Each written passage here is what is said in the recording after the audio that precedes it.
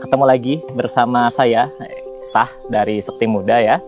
Sore ini kita mau bikin netralizer atau pembenah tanah dari teratai.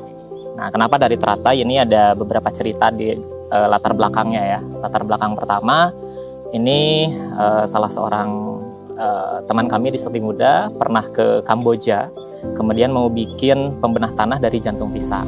Sayangnya di sana sulit mendapatkan jantung pisang dan yang banyak tersedia itu teratai. Nah, itu alasan pengalaman pribadi begitu ya.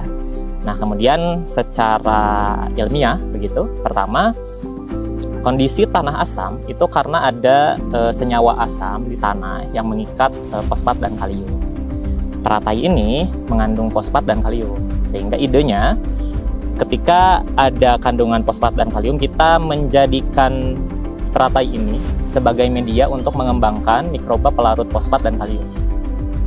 Nah, mikroba pelarut fosfat dan kalium itu bisa menghasilkan enzim fitase yang bisa mengurai asam fita.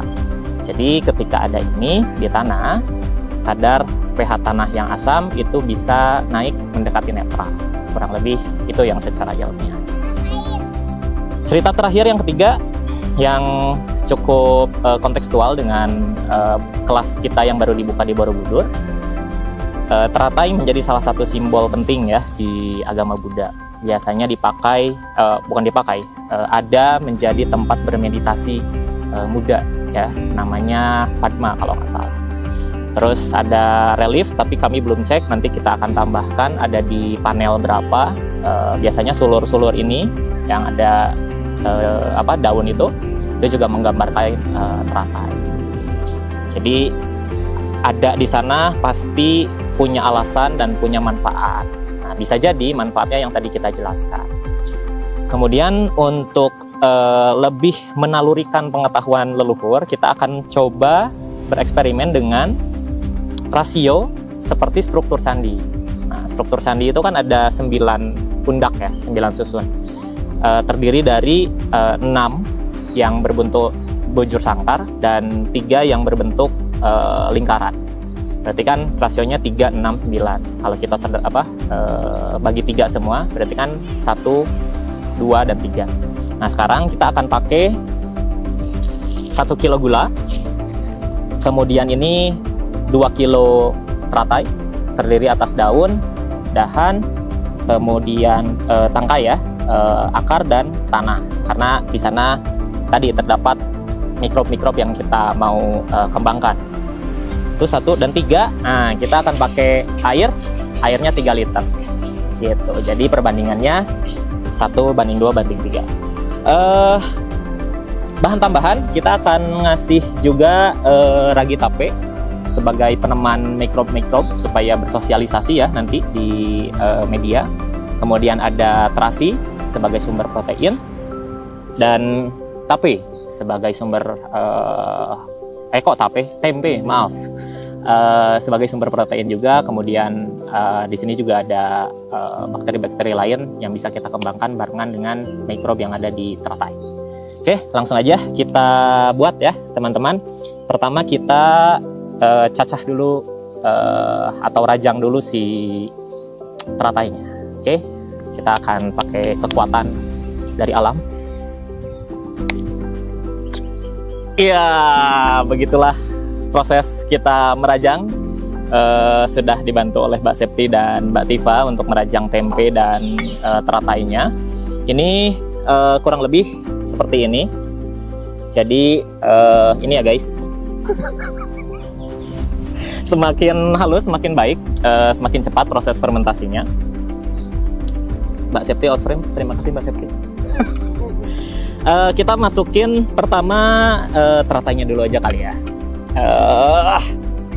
Ya tinggal dimasukin aja sih guys.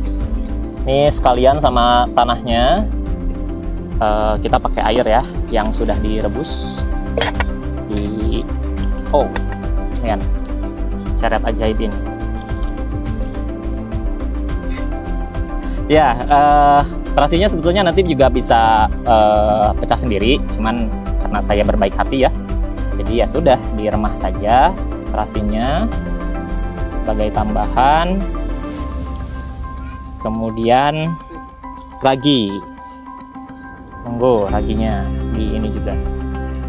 Nah, supaya cepat larut.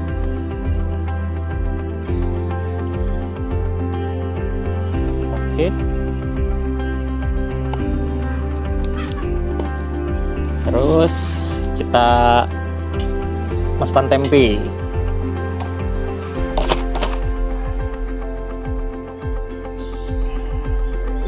Ini kita mandikan dengan air gula. Nah, setelah dimasukkan semua, kita aduk ya supaya tercampur rata, homogen. Bisa dilihat ini warnanya kemudian hitam ya, karena kita menambahkan tanahnya juga. Kita akan biarkan ini terfermentasi sampai nanti siap digunakan, dan kita akan coba aplikasikan menggunakan rasio dengan pendekatan Borobudur juga. Itu dengan rasio lebar candi. Jadi panjangnya itu 121,66 meter, untuk lebarnya 121,38. Kita anggap 121 aja. Nanti perbandingannya 1:121. Kita tunggu dulu hasilnya.